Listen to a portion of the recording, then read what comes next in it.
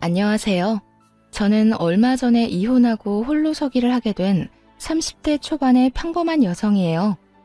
제 인생의 하나의 빛이라 생각했던 결혼 생활이 이렇게 허무하게 무너질 줄은 생각도 못했죠. 저는 어린 시절 극과 극의 삶을 살았어요. 고등학교 들어가기 전까지는 정말 제 인생 최악의 인생이라고 생각했어요. 그것도 이혼할 때에는 순위가 바뀔 뻔했죠.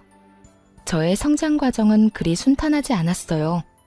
어머니와 아버지를 어린 나이에 잃었고 어린 시절에는 이모 밑에서 자랐죠. 아버지는 도박 중독이었고 무연고 처리될 뻔했어요. 그런 아버지가 죽고 나니 죽도록 아버지 빚만 갚던 어머니도 끈 떨어진 것처럼 의욕을 모두 잃더니 사고로 돌아가셨죠. 그랬기에 어린 시절 내도록 배를 골아야 했고 부재 중인 아버지와 바쁜 어머니를 그리워하며 정신적으로도 굶주려야 했어요.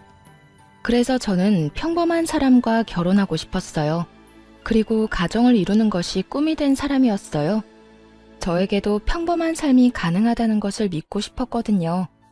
그래서 남편과 결혼을 결심했어요. 그러나 그 결심은 시모와 둘이서 만난 자리에서 와르르 무너졌어요. 사실 시모를 본 건 그날이 두 번째였어요. 첫 번째 날에 남편과 함께 봤을 때는 분위기가 꽤 좋았던 걸로 기억하거든요. 그런데 둘이서 만나니 시모의 본심이 드러났죠. 나는 우리 아들 너처럼 부모 없이 자란 애한테 보내기 싫어. 생각 좀 해봐. 내가 우리 아들한테 얼마나 좋은 것만 해줬는지 아니? 우리 아들이 너 좋아하는 거 알면 너도 눈치껏 빠져줬어야 하는 거 아니냐고. 부모 없이 힘들게 큰 건 알겠는데 연애는 너랑 수준 비슷한 남자랑 해야지. 쥐뿔도 없는 게 우리 아들을 꼬드겨? 시모가 저를 너무 마음에 안 들어 했어요. 저도 화가 나는 마음에 목소리를 높였죠. 제가 부모가 없는 게 천만 다행이네요. 아주머니 같은 부모가 있었다면 얼마나 부끄러웠겠어요? 부모 없어도 이모가 저 열심히 키워주셨고 대학까지 보내줬어요. 저한테는 이모가 부모고 언니예요. 함부로 저희 집 욕하지 마시라고요.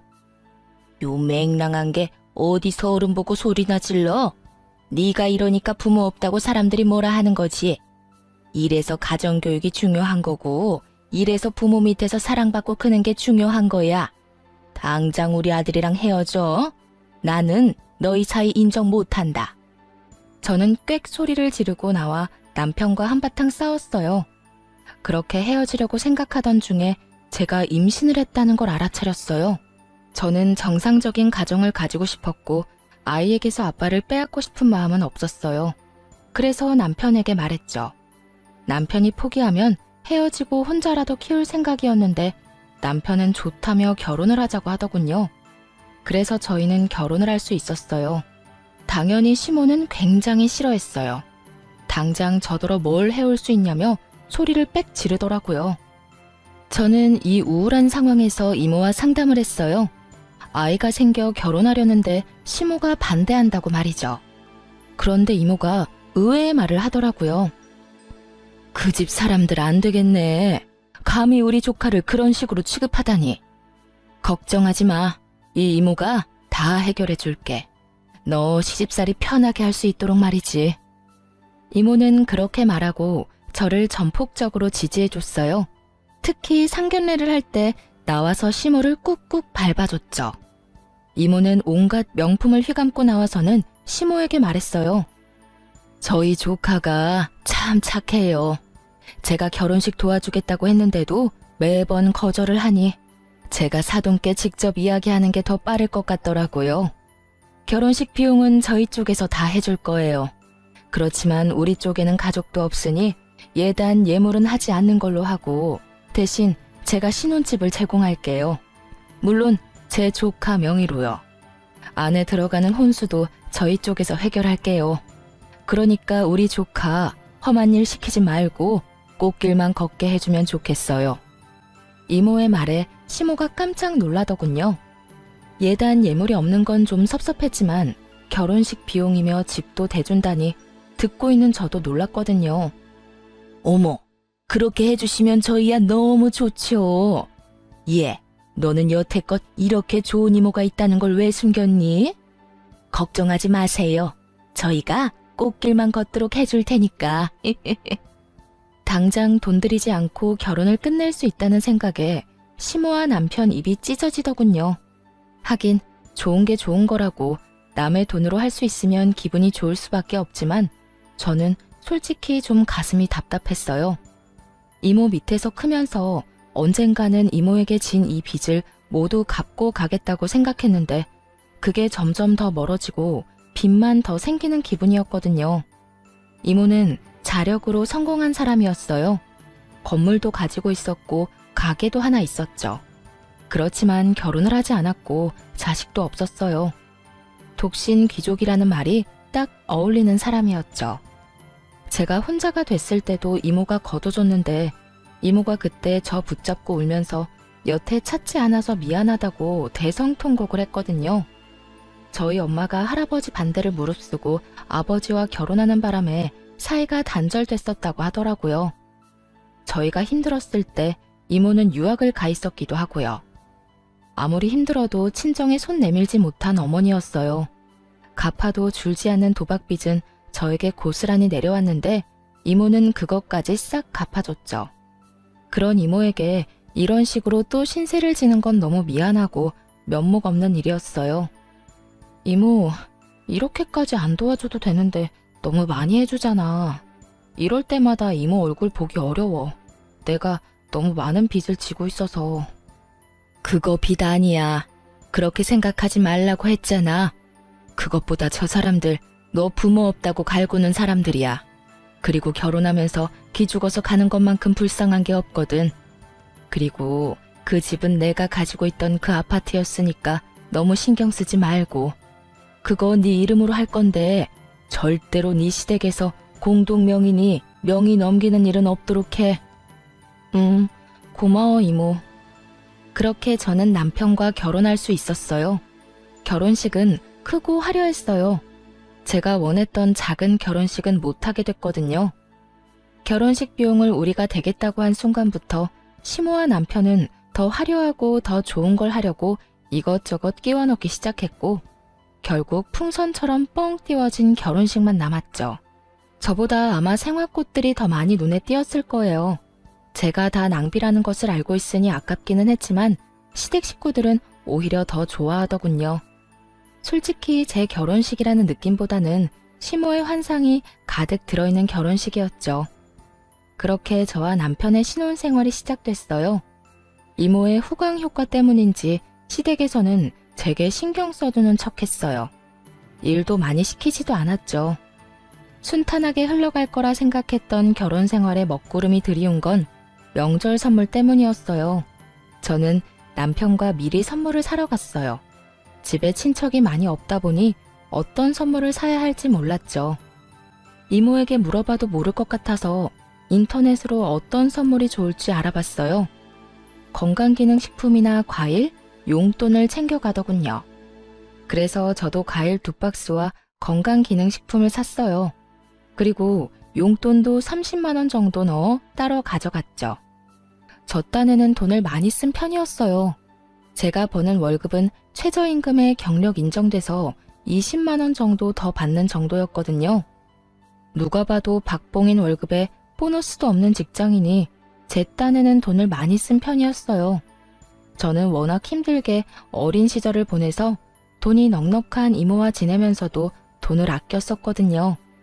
그런데 시모가 제게 가져온 선물을 보더니 눈살부터 찌푸리더군요. 얘, 너는 어떻게 이런 걸 선물로 가져와? 네가 친척도 부모도 없이 커서 모르나 본데 선물은 백화점 브랜드에다가 값이 적당한 걸로 사야지.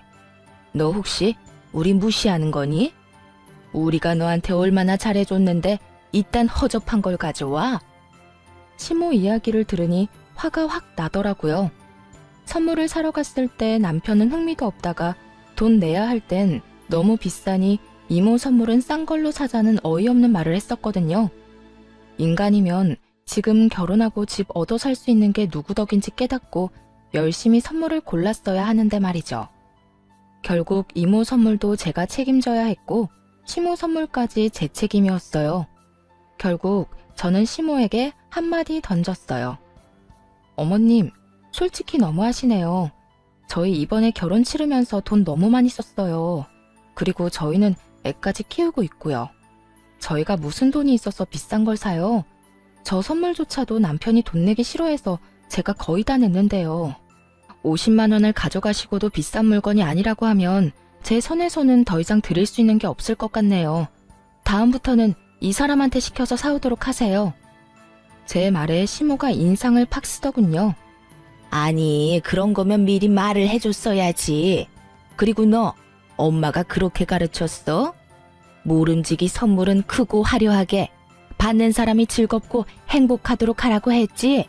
네 와이프가 모르면 너라도 알고 있어야지. 그런 말 언제 했어요? 난 왜 들은 적 없는 것 같지? 남편이 심드렁하게 그렇게 말하자 시모가 민망한 듯 킁킁거리며 다시 입을 열었어요. 어쨌든 그건 미안하다. 그렇지만 선물은 손님에게 맞도록 하는 거야. 가족, 우덜은 신세진 사람한테는 더욱더 신경 써야 하는 거고. 그런 면에서 이런 건 신경 쓴 게 아니지. 네가 이럴수록 우리 집만 무시당하는 것처럼 보인다니까. 그거 이상하네요. 저희가 신세진 건 저희 이모인데 저희 이모 선물은 스카프 달랑 한 장 해가거든요. 남편이 저희 이모 선물 살 때 되니까 돈 없다고 싼 거 사라고 해서요. 제 말에 시모가 얼굴이 사색이 되더군요.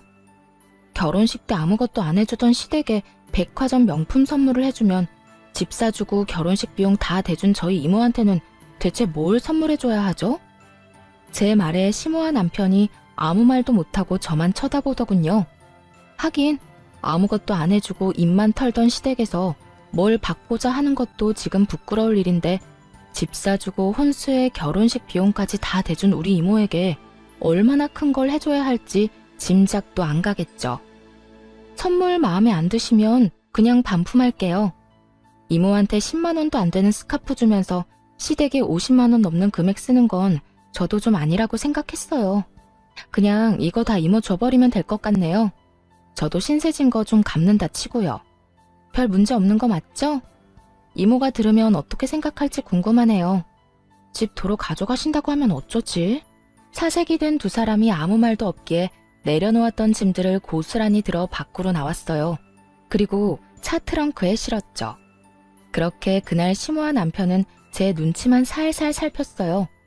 이모에게 말하면 어쩌나 하는 그 눈빛이 참으로 얄미웠죠. 그걸 말할 생각은 없었어요. 그런데 제발 저린 시모가 며칠 뒤 저한테 찾아왔더라고요. 손에 종이백을 한가득 들고 말이죠. 며느라가 이리 와봐. 여기 이거 다 네 선물이야. 그러면서 펼쳐놓은 것은 정말 눈 돌아갈 만큼 화려하고 비싼 명품 가방과 옷이었어요. 이게 다 뭐예요? 뭐긴 네 선물이지. 활짝 웃는 시모와 그 옆에 앉은 시모 친구라는 여성. 두 사람은 저에게 이것저것 보여주며 말했어요. 저번에 네 이야기 듣고 나니 그런 생각이 들었어. 우리가 너한테 해준 게 없긴 하구나 하고. 내가 이 친구랑 명품만 좀 떼와서 판매하거든. 너는 우리 가족이고 신세도 많이 졌으니 내가 이거 선물로 주마. 대신에 50만 원만 좀 빌려줄래? 이 친구도 내가 좀 무리를 해서 선물 가져오는 바람에 통장이 텅텅 비었어. 이 친구 여기까지 고생해서 왔는데 돈 한 푼 안 쥐어서 보낼 수 없잖니? 그렇게 말하며 시모가 제게 돈을 빌려달라고 하더군요. 저는 시모가 늘어놓은 명품들을 보고 깜짝 놀랐어요. 누가 봐도 아는 명품 브랜드의 가방과 옷이 널려 있으니 저도 당황할 수밖에요. 제 평생 한 번도 사본 적도 없고 관심 가져본 적도 없는 물건들이라 놀랐어요. 그래도 저희 이모가 해준 거에 비하면 그리 큰 건 아니라 저도 당당하게 받기로 했어요. 다만 편하게 쓰지는 못했지만요. 저는 물건을 좀 험하게 쓰는 사람이라 가방이나 신발이 자주 닳거나 끊어지거든요.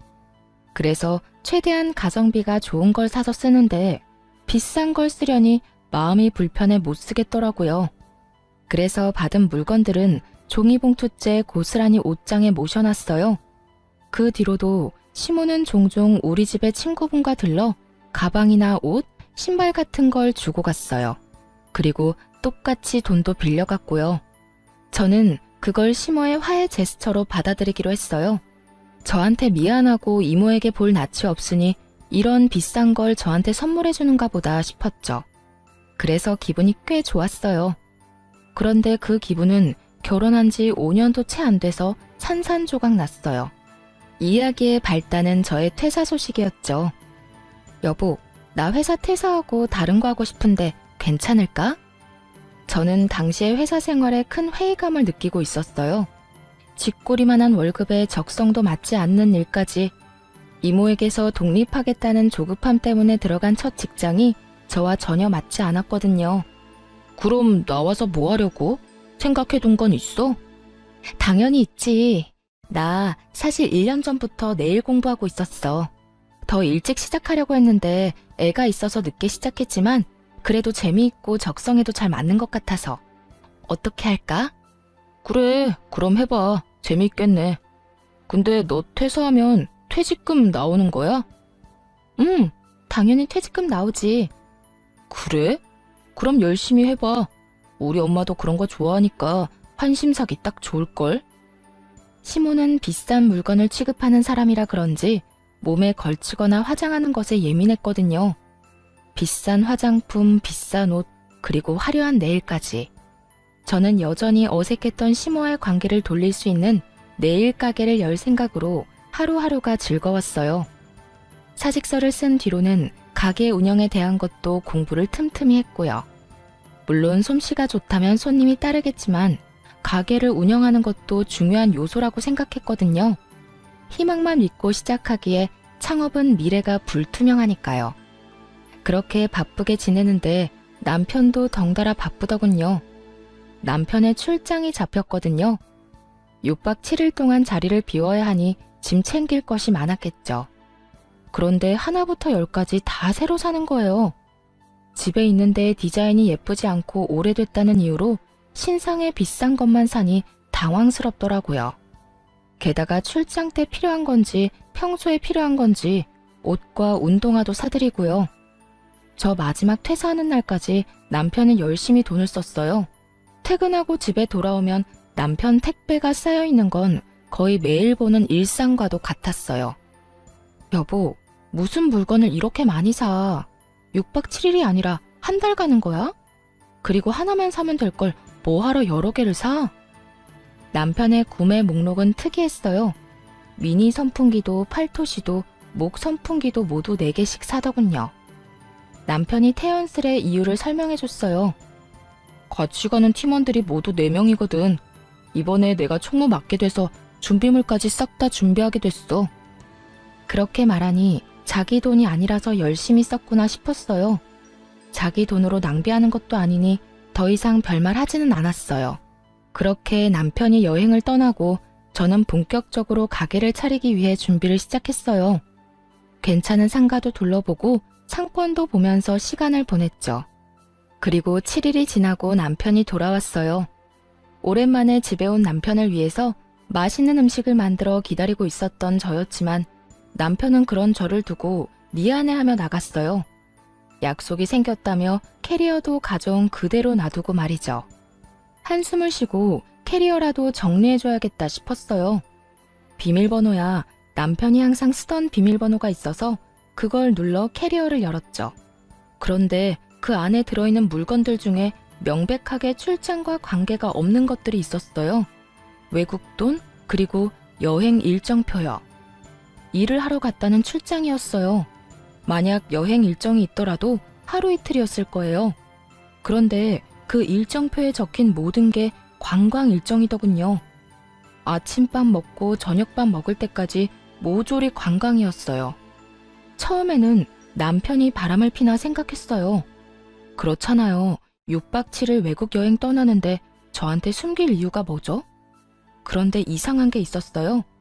남편이 여행 전 샀던 목 선풍기와 팔토시가 딱 4개씩 남편 캐리어에 실려 있었어요. 그렇다면 4명이서 간 건데 또 다른 불륜 커플이 있었나 싶었죠. 화가 머리끝까지 나서 남편이 들어오길 기다렸어요. 늦는다는 문자가 왔지만 아랑곳하지 않고 기다렸어요. 그리고 더 이상 졸리지도 않았고요. 밤 10시, 11시 시간이 지날수록 어째서인지 더 말똥말똥해지더군요. 나 왔어. 뭐야? 왜 안 자고 여태 깨있어? 할 말이 있어서 기다렸지. 당신 이번 출장 진짜 출장이었어? 내가 당신 캐리어에서 이런 거 발견했는데 이건 출장이랑 관련 없지 않아? 국내로 잠깐 갔다 온다며. 근데 이거 뭔데? 너 혹시 바람피니? 저는 남편이 볼 수 있도록 여행 일정표와 외국 돈을 툭 던졌어요. 그걸 보던 남편 얼굴이 잿빛이 되더군요. 말도 제대로 못하면서 말이죠. 그게 바람은 진짜 아니야. 바람은 아닌데. 아우 진짜. 그럼 뭔데? 불륜 커플끼리 여행 갔다 온 거 아니냐고. 아니야. 나 우리 식구들이랑 여행 갔다 왔어. 외국에 6박 7일로. 순간 말이 턱 막혔어요. 당연히 외도일 거라고 생각하고 마음속에서 쌍욕을 준비하고 있었는데 머리가 하얘졌죠. 저 빼고 시댁 식구들끼리 여행을 갔다는 것 자체가 정말 기분이 더 더러웠거든요. 지금 나랑 우리 애 빼놓고 해외여행을 갔다고 그랬어? 왜? 이유가 뭔데? 왜 우리만 쏙 빼놓고 가? 당신이랑 애한테 쓸 만큼 돈이 없어서 그랬지. 당신이 가게 열 거라는 말만 안 했어도 우리도 다 데려가려고 그랬다고. 근데 엄마가 돈도 없고 당신 가면 분위기만 흐린다고 해서. 이게 무슨 개소리인지요. 저는 제가 잘못 들은 줄 알았어요. 넌 그거에 동의했고?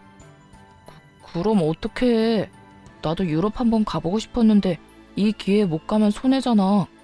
당신하고는 나중에 다시 가려고 했어. 정말이야. 다만 우리 가족들끼리 갈 때는 좀 더 저렴하게. 너 지금 성긋니? 아니면 나 가족 없다고 지금 여기서 무시하는 거야? 너는 가족이랑 하하호호 해외여행 다녀오고 나는 여행 갈 가족도 없으니까 애랑 같이 처박아 놓으니까 좋아? 그래서 재밌게 잘 놀다 왔어? 네가 날 마누라로 생각했으면 그딴 짓은 안 했겠지. 너 도대체 뭐 하는 새끼야? 날 뭐라고 생각하는 거야? 넌 네 새끼도 버리는 인간이야? 여보, 진정해. 나 진짜 그런 의도로 그런 거 아니라고. 내가 언제 애를 버려. 신경을 안 쓰는 게 버리는 거랑 뭐가 달라. 쩔쩔매는 남편에게 한마디 퍼부어주려다 갑자기 그런 생각이 언뜻 떠올랐어요. 너 돈은? 무슨 돈으로 갔어? 너 여행 가기 전에 돈 엄청 썼잖아. 그럼 그거 다 네 돈으로 산 거잖아. 항상 돈 없다고 빌빌대던 남편 놈에게 대체 무슨 돈이 있어 그렇게 펑펑 돈을 썼는지 이해가 안 가더군요. 설마 시모가 빌려줬나? 하는 생각도 들었어요. 그것도 아니면 나 몰래 비상금이라도 드러났나 싶었거든요. 그런데 최악의 말을 꺼내더군요. 대출했지. 사실 이번 달 말에 우리 엄마 생일 있잖아. 그거 겸해서 엄마가 가고 싶다고 해서 엄마랑 아빠 동생 것까지 내가 냈어. 해맑게 미친 소리 하는 남편 놈을 보며 저는 점점 머릿속이 새까매지는 걸 느꼈어요. 야, 너 그럼 대출은 뭘로 갚을 건데? 네 퇴직금 있잖아. 네가 받은 퇴직금으로 대출 갚으면 되지. 엄마도 그렇게 알고 있는데 당신 퇴직금 받는다고 하니까 그걸로 여행 갔다 오면 되겠다고 해서. 당신도 좋잖아. 엄마 생일에 신경 쓸 것도 없고 내가 다 해결해놨으니까. 해결이라뇨? 이건 해결이 아니라 진흙탕으로 만들어버린 거였어요. 전 퇴직금을 거기 쓸 생각이 요만큼도 없었거든요.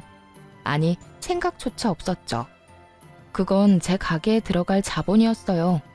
제가 남편에게 말했어요. 미쳤어? 내가 그걸 갚아주게? 나 그거 절대 안 갚아줄 거야. 네가 알아서 해. 그럼 이 집 담보로 대출 받으면 되지. 이게 네 거야? 미친놈아. 생각하고 말하라고. 선을 넘는 남편 발언에 저는 잠시 생각했어요. 이러다간 끝도 없이 제 재산을 노리겠다 싶어서 제가 받아놓고 쓰지 않는 명품들이 생각났죠. 열받아서 남편 놈을 집에 재우고 싶지 않아서 시댁으로 쫓아냈어요.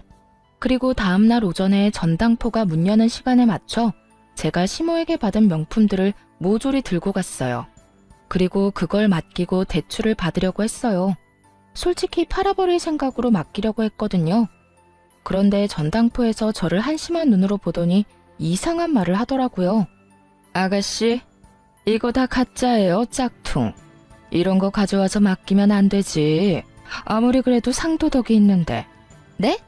그게 다 가짜예요? 네, A급도 있긴 한데 대다수가 B급이고 겉만 번드르르한 가짜네요. 레플리카는 전당포에서 안 받아요. 저는 머릿속에 불이 타오르는 감각을 느낄 정도로 화가 났어요. 그걸 주면서 시모가 생색이란 생색은 다 낸 건 물론이고 이걸 주는 걸 빌미로 돈을 요구한 적도 많았거든요. 그런 주제에 짝퉁을 저한테 들이밀었다니 그래놓고 자기들끼리 대출받아서 여행 가더니 그 대출까지 저더러 갚으라는 게 미친놈들 생각이지 제정신 박힌 인간들 생각이겠어요? 그제야 정신이 돌아오더라고요. 내가 왜 여기서 남편 빚 갚아주려고 짝퉁 가방 팔러 왔나 하는 자괴감이요. 내가 이런 삶을 살려고 결혼을 하려던 건 아니었는데 그래서 저는 그 짝퉁을 고이 모셔서 집으로 데리고 왔어요. 조만간 쓸 곳이 생길지도 모르니까요. 그리고 남편을 집으로 불러 말했어요. 나 당신이랑 더 이상 같이 못 살겠어. 우리 이혼하자. 뭐? 아니야. 나는 안 해. 절대로 안 해. 당신이랑 이혼하면 내 대출은 누가 갚아주는데. 그리고 우리가 당신한테 못해준 게 뭐야? 여태껏 이렇게 잘해줬는데 헤어지자고? 위자료 생각하고 하는 이야기야? 멍청한 인간처럼 보이던 남편놈이 이혼하자는 말에 나를 세우며 위자료를 운운하더군요. 그럼 내가 너랑 왜 살아? 가족여행 갈 때 빼놓고 가고 나한테 상의도 없이 대출 받아서 시댁 사람들한테 다 쓰고 나더러 대출 갚아달라고 요구하는 남자랑 네가 빌렸으면 네가 갚아. 나한테 빨대 꽂지 말고. 뭐? 빨대? 너 말 다 했어? 가족끼리 갔다 올 수도 있지. 그럼 너도 다녀와. 내가 보내준다니까. 그럼 돈 내놓던지. 네가 돈 주면 갔다 올게. 내 돈으로 여행 갈 생각 없거든? 뭔 헛소리야. 왜 내 돈으로 네가 여행을 가는데? 그럼 넌 네가 여행 갔다 온 경비 왜 나더러 내라는 건데. 그거랑 똑같은 말이거든? 돈 절대 못 주니까 이혼해. 와, 너 진짜 대단하다. 어떻게 한 번을 안 봐줘? 내가 매번 이랬어? 우리 집이 매번 이랬냐고. 한 번 놀다 온 거 가지고 되게 뭐라 하네. 속으로 꺼내고 싶은 말이 많았지만 참았어요. 네 엄마 짝퉁 줬다더라 하고 소리치고 싶었거든요. 그런데 끝까지 참았어요. 그건 비상시에 요긴하게 쓰일 물건들이었으니까요.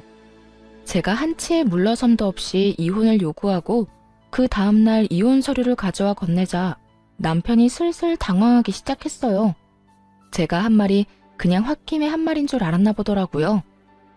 여보, 내가 좀 잘못한 것 같기는 해.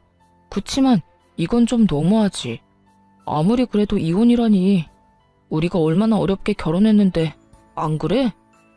그러니까 그렇게 어렵게 결혼한 내 인생이 지옥으로 가고 있다는 걸 깨달았으니 당신 같으면 기분이 어떻겠어? 지옥이라는 말에 남편놈 얼굴도 일그러지더라고요. 지옥? 여행 간 게 그렇게 아쉽고 원통했으면 나랑 가면 되잖아. 한 번도 갔다 오면 되지. 여행? 그것 때문에 화난 거 아닌데? 네 말대로 여행 나 혼자 호화롭게 다녀오면 그만이지. 근데 넌 건드려서는 안 될 걸 건드렸어. 내 퇴직금 이야기는 꺼내지 말았어야지. 그거 내 사업 미천이거든? 네가 가져가려고 한 건 단순한 돈이 아니라 내 미래야. 그런 너하고 무슨 결혼 생활을 어떻게 이어가? 틈만 나면 내 인생 말아먹으려는 게 눈에 보이는데. 남편이 제 말에 아무 말도 못하고 입술을 잘근잘근 깨물더니 밖으로 나가버렸어요. 저는 남편이 나간 것을 보고 바로 흥신소에 연락했어요. 저희 시모 뒤 좀 캐달라고 말이죠. 그리고 며칠 뒤 저희의 이혼 소식을 남편에게 전해들은 시모가 저희 집으로 찾아왔어요. 이혼이라니? 갑자기 이게 다 무슨 일이야? 너 왜 갑자기 말을 바꾸니?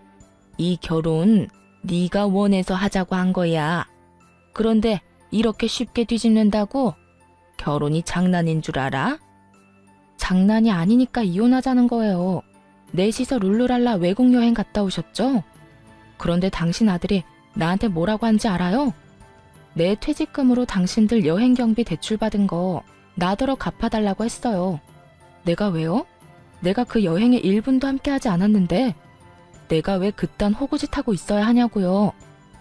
호구짓? 너 우리가 그렇게 잘해줬는데 이딴 식으로 말하면 안 되지. 이혼하고 싶으면 해. 그런데 우리는 절대로 너 용서 못하거든. 이 이혼 너한테 100% 원인 있는 거니까 갈 거면 이 집 내놓고 가든지 아니면 그에 준하는 위자료 내놓고 가든지 둘 중에 하나는 내놓고 가. 이모한테 말해서 달라고 하면 줄 거잖아. 안 그래? 역시 원하는 건 이 집, 그리고 돈이었더라고요. 이 집의 명의는 결혼 기간 중에 저로 바뀌었거든요. 제가 이모에게 끝끝내 돈을 갚겠다고 해서 이모가 결국 차용증을 써줬어요. 이 집이 그렇게 탐나요? 이 집 제 거 맞아요. 그런데 이거 가져가면 우리 이모한테 달마다 돈 내야 되는데 괜찮겠어요? 같이 빚 갚는 것도 나쁘지 않죠. 일단 제 명의니까요. 그제야 차용증을 보고 살짝 놀란 시모가 저를 흘겨보며 그러더군요. 왜 가족끼리 차용증을 써? 이거 거짓말 아니야? 그리고 네가 힘들면 이모가 도와줄 거잖아. 설마 그렇게 잘해줬는데 너 이혼할 때 돈 안 내줄까 봐? 차용증은 진짜였지만 이모와 제 관계가 워낙 돈독했으니 그것만 믿고 있는 게 분명해 보였어요. 그래서 저는 한 가지 더 던졌죠. 어머님, 이모와 제가 친하다 해도 조카와 이모 관계예요. 평생 모은 재산을 생판 남한테 준다고요? 요새 저희 이모 저랑 만나주지도 않아요. 새로 사귄 남자친구한테 빠져서요. 그런데 뭐요? 저를 도와줘요? 염치가 있고 정신이 똑바로 박혔으면 결혼식 때 도와준 걸로 끝이라고요, 끝. 누가 그 이상 도와줘요? 상식적으로 생각해요, 상식적으로. 그리고 때마침 이모가 전화가 왔어요. 물론 사전에 이미 이야기가 됐었고 제가 먼저 통화 버튼을 눌렀다가 끊으면 이모가 전화해 주기로 했죠. 보세요. 저희 이모 전화 왔네요. 무슨 말할 건지 들어볼래요? 전 일부러 스피커폰으로 켰어요. 이모 나야. 무슨 일로 전화했어? 너 돈 안 줄 거야? 그 집 너한테 준 거 아니고 판 거야. 돈을 빌려갔다고 차용증까지 썼으면 매달 갚아야지. 미안해 이모. 퇴직금 나오면 금방 넣을게. 요즘에 잘 지내? 잘 지내고 말고. 얼마 전에 좀 이르긴 하지만 유언장도 썼어. 남자친구가 내 재산 노린 남자면 그 유언장 보고도 나한테 들러붙으려고 하진 않겠지. 유언장 내용이 뭔데? 내 전 재산 기부하기로 했거든. 돈 노리고 접근한 남자면 그거 알면 바로 도망가지 않겠니? 그 말을 듣고 있던 시모가 제 폰을 노려보더군요. 하긴 이모에게서 돈을 뜯으려는 상황이 무산된 것은 물론 이러다가 빚덩어리인 집까지 떠맡게 될 가능성이 높아졌으니까요. 전화를 끊고 나니 남편이 바로 이야기했어요. 내가 들어보니 예산 일이 아니었네. 그래, 이혼하자. 당신이 원하는 대로 해줄게. 이제야 선심 쓰듯 이혼해주겠다는 남편 놈을 째려봤어요. 그에 아랑곳하지 않고 남편은 한마디를 더 보탰어요. 대신에 내 빚 갚아줘. 내 빚에 위자료까지 5천만 원만 주면 깔끔하게 이혼해줄게. 그 안에 당신한테 준 명품 가방이랑 옷, 액세서리 값도 포함이야. 알았지? 드디어 제가 원하던 말을 내뱉더라고요. 생색을 그렇게 냈으니 그 명품 이야기를 안 할 수가 없겠죠. 최대한 많이 부풀려야 저한테서 많이 뜯어낼 수 있을 테니까요. 그래서 일부러 여태껏 그 짝퉁 이야기는 꺼내지도 않았거든요. 저는 그 예쁜 쓰레기 폭탄을 시모에게 돌려줄 생각이었어요. 곱게 포장해서. 그 이야기는 변호사 만나서 하는 게 어떨까? 나중에 다른 말 듣고 싶지도 않고 증인이 있어야 하지 않겠어? 구두로 했다가 나중에 딴소리 하면 피차 곤란하잖아. 그러자 남편이 제가 돈을 줄 거라 착각했는지 좋다며 날짜와 장소를 잡더군요. 저는 남편과 만나기로 한 날짜에 변호사를 데리고 약속 장소로 나갔어요. 갔더니 시모와 남편도 있더군요. 제가 먼저 말했어요. 나 지금 돈이 한 푼도 없어. 퇴직금은 얼마 전에 가게 창업하느라 다 썼거든. 당신이 받고 싶다고 한 돈이 얼마였지? 5천만 원. 내가 얼마 전에 빌린 대출이 2천만 원이고 3천만 원은 위자료. 남편 말이 끝나자마자 시모가 급히 말을 끼워 넣었어요. 내가 준 명품 선물도 잊지 마. 그것도 값쳐서 줘야 해. 아, 그 명품들 다 얼마였는지 기억나세요? 그럼 분명히 1억은 넘었어. 내가 얼마나 너한테 많이 줬는지 아니? 네가 신혼집 가져왔다고 해서 그렇게 해줬는데 이렇게 빨리 헤어질 줄 알았으면 그냥 아무것도 선물 안 하는 건데 말이지. 그럼 영수증 좀 주세요. 그거 한번 볼게요. 영수증? 그게 아직 있을 리가 없잖아. 어디서 산 건지도 기억 안 나. 아마 현금으로 사서 카드 기록도 없을 텐데. 현금 영수증 받았을 텐데요. 그런 거 안 받았는데? 그럼 그 물건 산 가게들은 전부 신고 대상인데요. 그거야 내가 알 필요 없잖아. 나는 그냥 너한테 준 내 명품들에 준하는 돈만 받아내면 그만이니까. 근데 제가 변호사한테 물어보니까 제가 승소할 가능성이 높다고 하더라고요. 그래서 그 돈 제가 줘야 할 필요가 없다고 느꼈어요. 그냥 소송으로 끝내는 게 더 확실하지 않을까 싶어서요. 대신 그 명품들은 제가 돌려줄게요. 그거 있으면 저 재산 더 많이 잡혀서 혹시라도 당신들한테 재산 분할 해줘야 할지도 모르거든요. 어머니가 원하시기도 하니까 가져가세요. 저 한 번도 사용한 적 없거든요. 뭘 이런 걸로 갚아? 돈으로 줘야지. 그리고 네가 썼는지 안 썼는지 내가 어떻게 알아? 열어보시던가요. 새 제품인 거 확인 가능할걸요? 그리고 산 곳에 가서 확인해보면 되고요. 아니면 도로 팔면 되잖아요. 착용한 적 없는 S급이면 꽤 많이 받을 수 있을 텐데요. 아니면 반품권으로 좀 가격 줄여서 다시 팔면 되죠. 싫다니까. 난 그걸로 받기 싫으니까 돈으로 줘. 귀찮게 그런 일은 어떻게 하니? 자기가 준 것들이 가짜라는 걸 알고 있으니 도로 가져오기는 싫은 모양이었어요. 하긴 쓰레기 다시 가져가긴 싫었겠죠. 그러면 쓰레기를 버린 책임은 져야 하지 않겠어요? 변호사님, 한 가지 궁금한 점이 있어요. 혹시 이런 명품 가방요, 짝퉁을 주면서 진품이라고 말하고 돈을 빌려가면 그건 범죄일까요, 아닐까요? 상대방이 그걸 판매하는 사람이라면요. 제 무릎에 시모를 슬쩍 보니 눈이 동그랗게 떠져 있더라고요. 제가 어떻게 알아냈는지 궁금해서 못 살 것 같은 표정이었죠.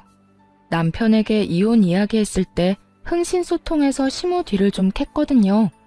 시모와 시모 친구가 하는 일이 합법적인 일이 아니더라고요. 하긴 이 명품을 덥석덥석 가져오는 게 이상한 일이었죠. 그만큼 돈 많은 집안이었으면 대출금 나더러 갚아달라고 하지 않았을 테니까요. 저는 시모에게 경고를 날린 거예요. 변호사는 제 말에 미동도 없이 말하더군요. 짝퉁 판매나 위조는 상표법 위반으로 벌금이나 실형 받으실 수도 있어요. 그런데 요즘에는 명품 기업에서 민사로 소송하는 게 더 벌이 무거워요. 만약 신고할 거면 대기업이나 그 하청 쪽에 통해서 신고하면 더 큰 벌을 받게 할 수 있을 겁니다. 그 사람들 눈에 혈안이 돼서 짝퉁 판매 생산업자들 찾아 나서거든요. 걸리면 그간 끼친 손해를 업주한테 고스란히 책임 물어서 번 돈 싹 다 뜯어간다고 하니 그쪽이 좀 더 나을 수도 있죠.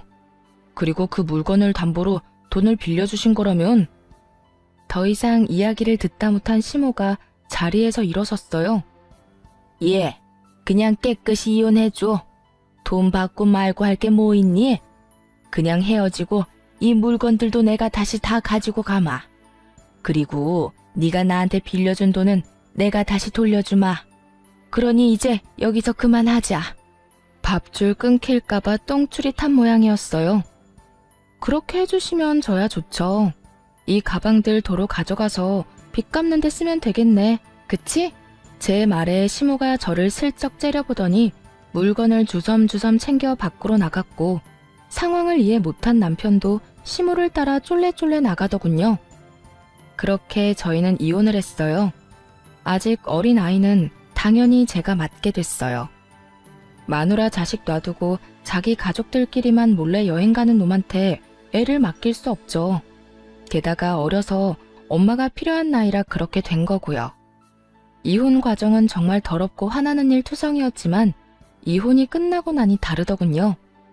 시모가 저에게 준 예쁜 쓰레기들을 고스란히 시모에게 되돌려주니 어찌나 속이 시원하던지. 그리고 이혼을 하고 나서는 짝퉁 판매업자로 시모와 시모 친구를 신고했어요. 저한테 곱기만한 쓰레기 안겨주고 생색내고 돈 뜯으려는 시모가 너무 얄미워서 말이죠. 결국 시모와 시모 친구는 저 때문에 부랴부랴 거점을 옮겼지만 그 새를 못 참고 또 짝퉁 판매하다가 경찰에게 걸렸더라고요. 기회가 왔을 때 똑바로 살았으면 이런 일도 없었을 텐데. 그리고 전 남편은 자신이 가진 대출도 터지고 펑펑 돈을 쓰던 시부모의 빚까지 겹쳐지면서 빚에 허덕이고 있더군요. 그야말로 자기가 누울 자리 무덤 판 거죠. 무사히 이혼한 제게 이모가 그러더군요. 무사히 지옥에서 탈출한 거 축하한다. 그리고 그 집은 내 선물이니까 차용증은 없던 일로 하자. 네가 돈 갚고 싶어하는 마음은 아는데 내가 언니한테 못해준 거 너한테 해주고 싶어서 그래. 그리고 언니가 너한테 해줬어야 할 것들도 해주고 싶고. 우리는 이제 세상에 둘뿐인 가족이잖아. 이 말을 듣는데 어찌나 짠하던지. 그렇게 저는 빚 없이 온전히 신혼집을 지켜냈어요. 그런데 나중에 남편이 어떻게 알았는지 저희 집에 찾아와 고성을 지르며 난리를 쳤어요. 너 일부러 그랬지? 이모랑 너랑 사이 틀어졌다면서 우리한테 속이고 너 혼자 이거 다 처먹으려고 그런 거잖아. 나 이거 그냥은 못 넘어가. 무조건 소송할 거고 이 집 받아낼 거야. 내가 지금 당신 때문에 무슨 꼴 난 줄 알아? 무슨 꼴 나긴. 네 인생 네가 열심히 조졌잖아. 네 손으로 망친 거 왜 나더러 도와달라고 해? 이보세요. 그쪽이랑 저랑은 이제 아무런 관계없는 사람이고요.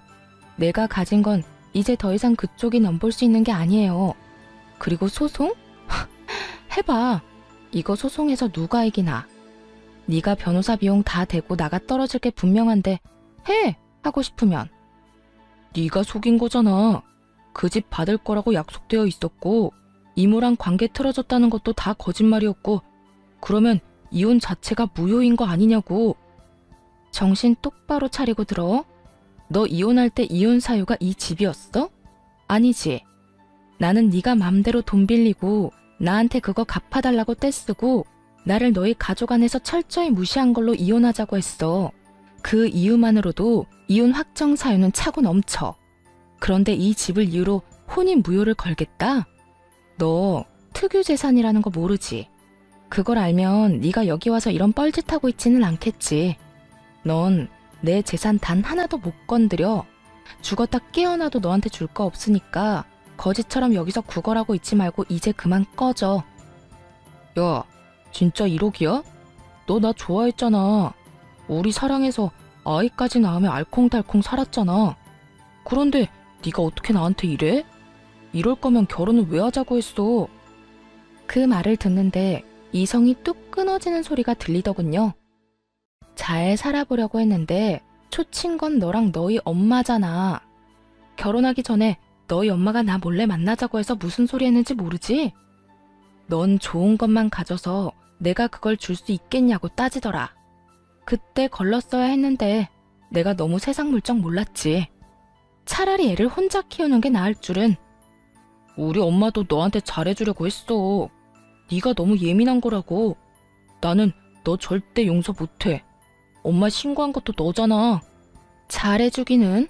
짝퉁 명품 넘기면서 그 배로 돈 빌려간 사람이 당신 어머니야.